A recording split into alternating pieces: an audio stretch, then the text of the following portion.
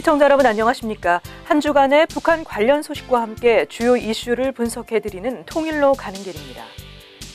내게 북한을 붕괴시킬 수 있는 법률적 환경을 마련해달라. 10년 내에 통일을 선물하겠다.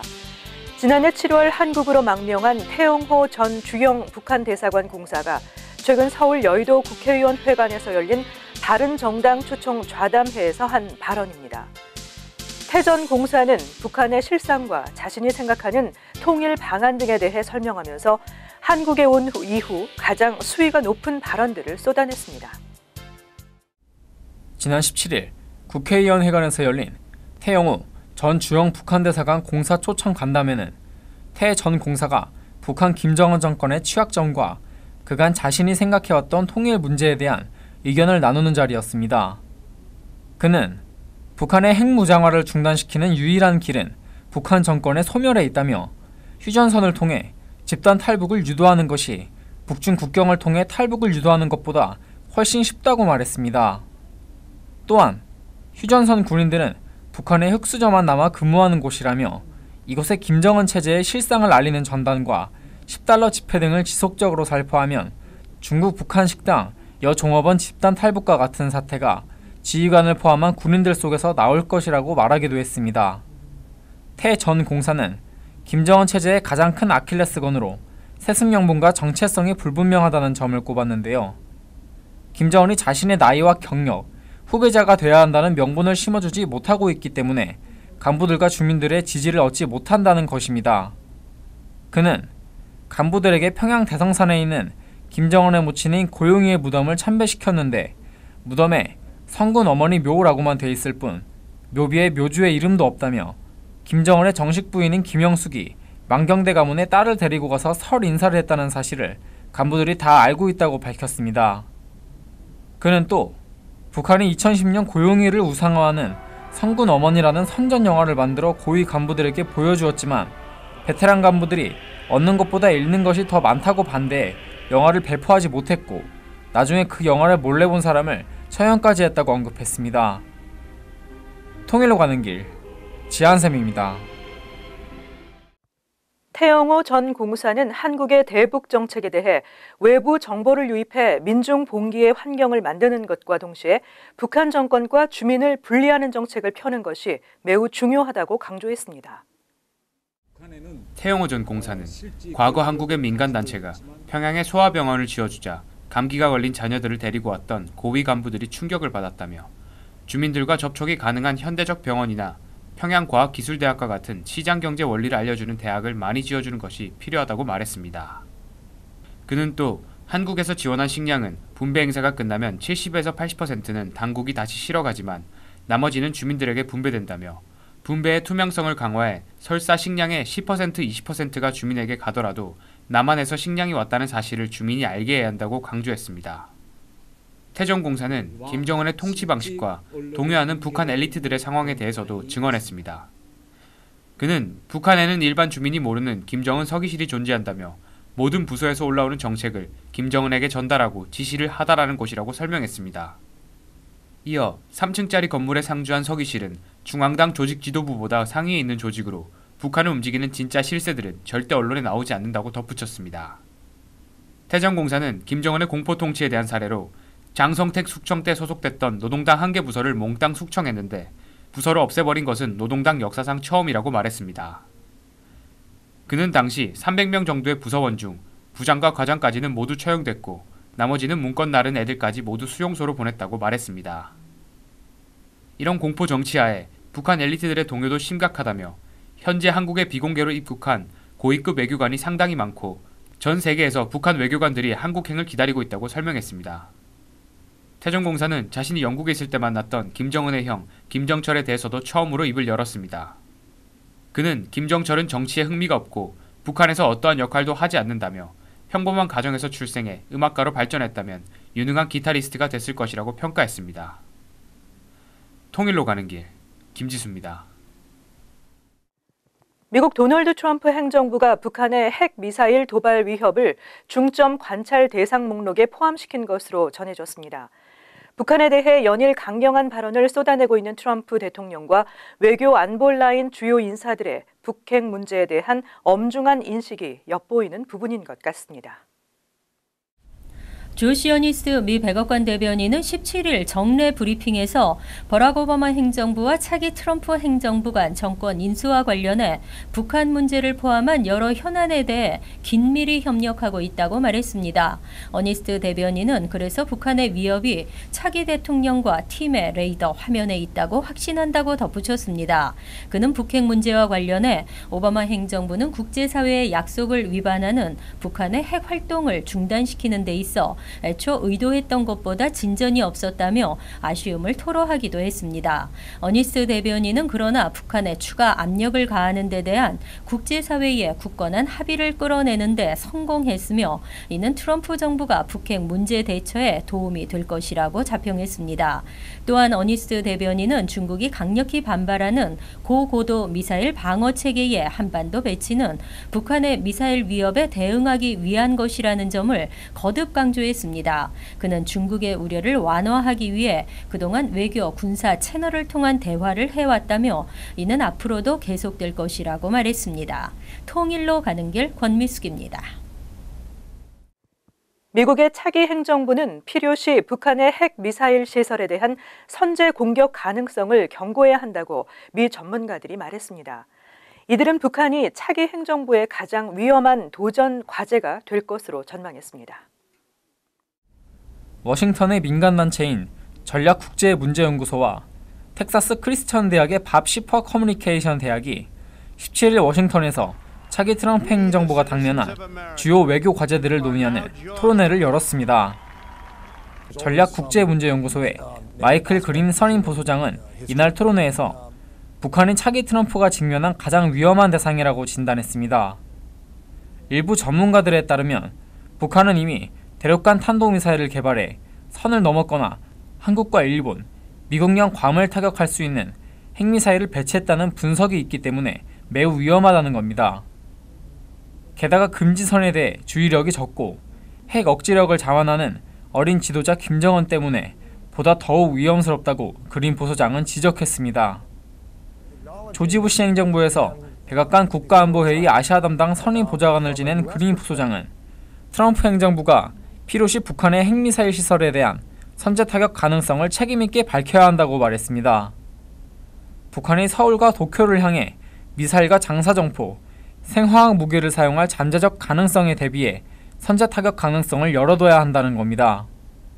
그린 부소장은 북한의 공격은 미국과 한국의 강력한 대응으로 정권의 자멸을 초래할 게 분명하다며 북한이 이런 무모한 공격을 할 가능성은 매우 낮지만 가능성에 대비해야 한다고 말했습니다. 중국 전문가인 이 단체의 크리스토퍼 존슨 선임 고문도 필요시 북한의 미사일을 선제 공격할 권리가 있고 그렇게 할 것이란 미국의 입장이 대북 압박을 위한 중국의 관심을 더 끌 수 있을 것이라고 말했습니다.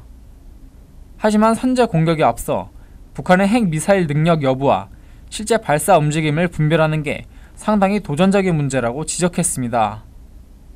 북한의 미사일 발사 장소와 움직임을 탐지해 이도를 파악하는 게 쉽지 않고 정보당국과 정책 결정자들도 상황을 신속하게 판단해 대응 여부를 결정해야 하기 때문에 어려운 과제란 설명입니다.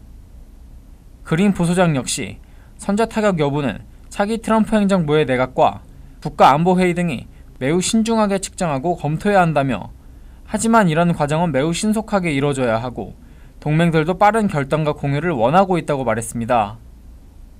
애슈턴 카터 미 국방장관과 고위 관리들은 북한의 탄도미사일이 실질적으로 미국이나 동맹국들을 위협할 경우 이를 격추할 것이며 미국은 그런 능력이 있다고 밝혀왔습니다. 하지만 미 정부가 유사시 북한 핵시설에 대한 선제 공격 가능성을 공식적으로 밝힌 적은 없습니다. 전략국제문제연구소의 두 전문가는 또 트럼프 행정부가 한국과 일본 등 동맹들이 위축되지 않도록 공조를 지속적으로 강화하는 한편 중국이 북한에 더욱 개입할 수 있도록 압박 전략을 세울 것을 권고했습니다. 통일로 가는 길, 지한샘입니다. 북한이 김정은 노동당 위원장의 업적을 찬양하는 해외 토론회까지 열면서 김정은 우상화 작업을 가속화하고 있습니다. 북한 노동당 기관지 노동신문은 지난 8일부터 10일까지 파키스탄 카라치에서 김정은 장군과 오늘의 조선이라는 주제로 아시아 태평양 지역 인터넷 토론회가 열렸다고 18일 보도했습니다. 김 씨 일가를 우상화하기 위한 국제대회인 2017년 백두산 위인 칭송대회에 아시아 태평양 지역 준비위원회와 파키스탄 전국준비위원회가 공동 주최한 행사에는 파키스탄, 네팔, 방글라데시, 인도네시아, 일본과 영국 등 각국의 각계 인사들이 참석했다고 신문은 전했습니다. 파키스탄 조선친선협회 카라치 지부 서기장은 기조보고에서 김정은 각하는 거창한 혁명 실천으로 조선의 일대 번영기를 열어나가시는 위대한 정치가 불세출의 선군 영장이시며 창조와 건설의 영재라고 치켜 세웠습니다. 백두산 위인 칭송대회 아시아태평양 지역 준비위원회는 오는 8월 백두산 지구와 평양에서 열리는 김정은을 비롯한 김씨 일가 찬양 목적의 국제 대축전을 앞두고 행동 강령도 발표했습니다.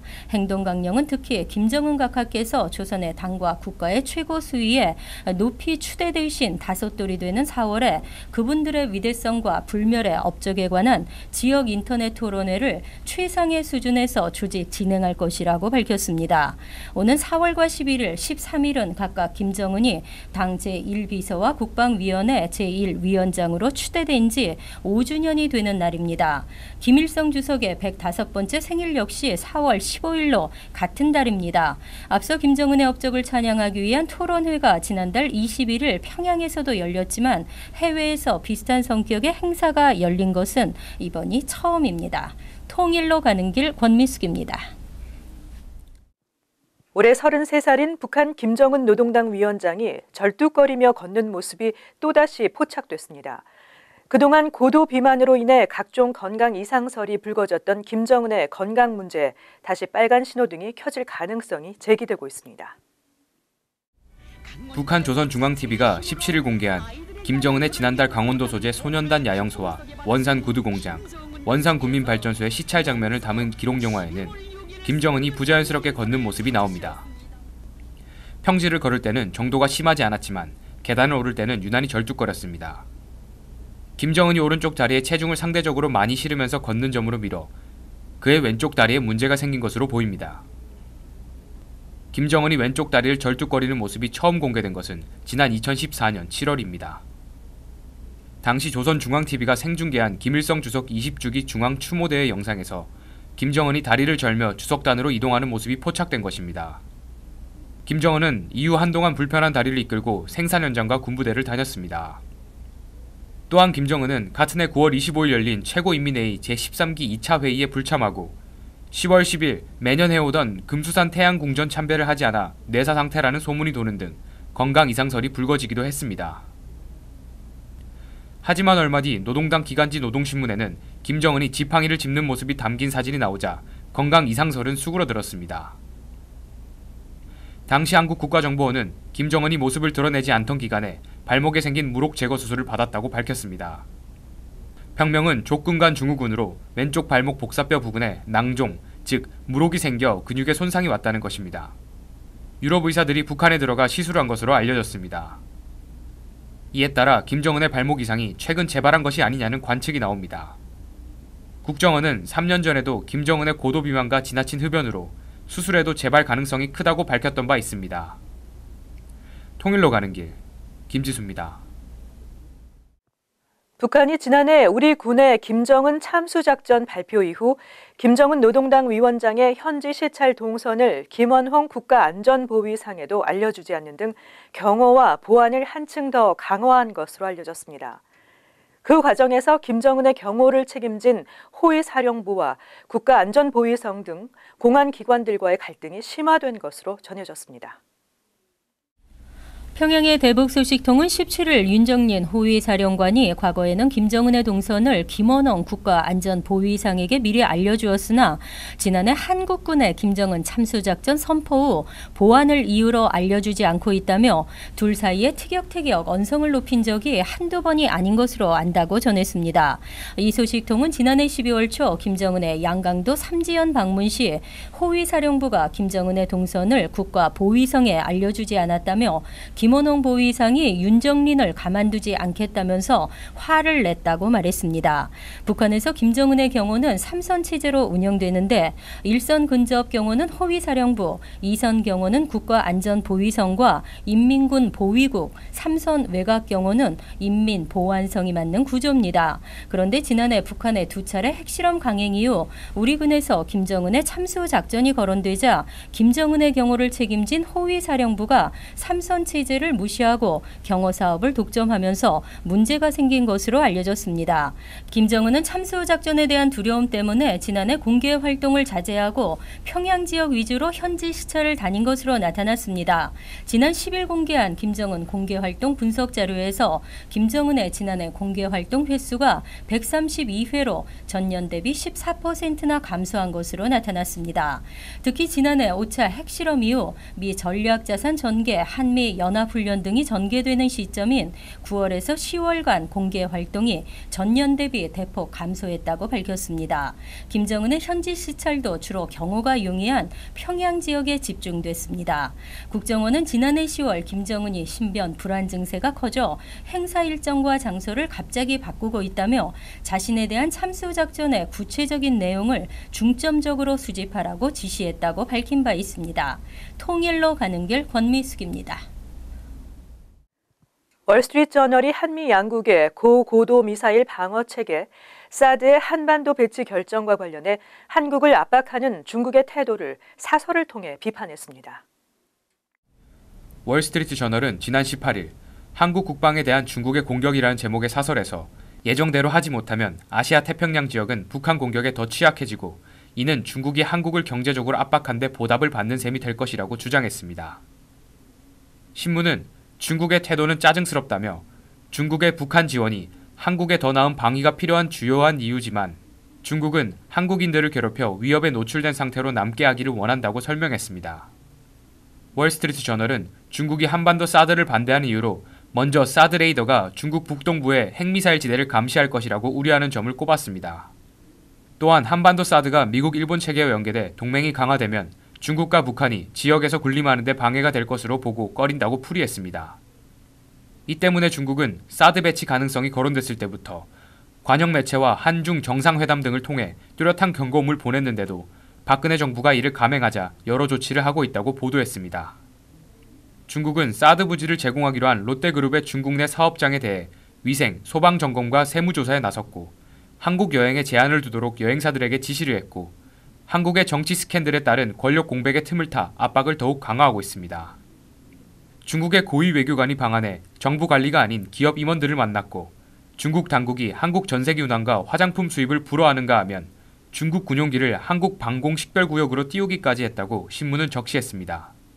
월스트리트 저널은 야당의 대선 선두주자인 문재인 전 대표가 한미 사드 배치 결정은 쉽게 취소할 수 있다고 생각하지 않는다고 반대 수위를 낮췄다고 소개하고 이는 좋은 소식이나 사드는 이제 주요 대선 이슈가 됐다며 한국인들에게 문제는 중국 정부가 자신들을 괴롭혀 북한의 핵 위협에 취약한 상태로 남게끔 내버려 두기를 원하는 여부라고 주장했습니다. 통일로 가는 길, 김지수입니다. 탈북민은 앞으로 통일 한국 시대에서 남과 북의 가교 역할을 할 수 있는 귀중한 존재입니다. 서울 중구에서 100년 한의원을 운영하는 정일경 원장은 최근 연합뉴스와의 인터뷰에서 탈북민들의 건강 관리는 곧 작은 통일을 이루어가는 과정이라며 통일이 돼서 고향에 가는 날까지 3만 명 탈북민의 건강 회복을 위해 노력할 것이라며 이같이 말했습니다. 북한에서 8대를 이어온 한의사 가문에서 태어나 선조로부터 물려받은 전통 의학 기법으로 난치병 환자 치료에 전념해온 정일경 원장은 북한을 떠나 대한민국에 입국한 탈북민입니다. 그는 출신 성분에 따른 북한 당국의 주민차별 정책 때문에 고향을 떠났다고 밝혔습니다.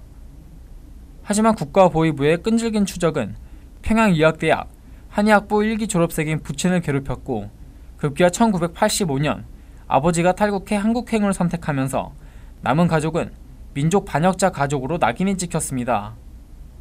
이러한 환경에서 정 원장은 영재학교 선발시험에서 여러 번 최우수 성적을 받고도 탈락해 지방대학을 졸업할 수밖에 없었고 독재사회의 환멸을 느낀 끝에 한국행을 결심, 지난 2000년 대한민국에 입국했다고 설명했습니다. 정 원장은 한국에 입국한 뒤 2003년에 어머니를, 2006년에 작은 누나를 국내로 모셔왔으나 2005년 큰 누나는 중국 공안에 붙잡힌 뒤 북송돼 처형당하는 아픔을 겪었습니다. 그는 탈북 당시 함경북도 청진의학대학 한의학부를 졸업했지만 한국에서 의사 자격증을 인정해주지 않아 어려움을 겪기도 했습니다. 결국 2007년 한의과대를 마치면서 한의사 시험을 통과해 현재 고양시에서 한의원을 운영하고 있습니다. 그는 지난 2001년 한의과 대학에 다니면서 후배인 탈북민 출신 한봉희 씨를 만나 결혼했고 지금은 대한민국 최초의 탈북민 한의원 부부원장으로 3명의 자녀를 두었습니다.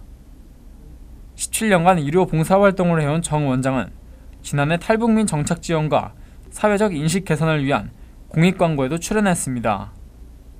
정 원장은 통일 후 북한에 있는 고향 주민들을 위해 여력이 된다면 병원을 짓고 이술과 인수를 베푸는 삶을 사는 것이 수건이고 바람이라고 덧붙였습니다.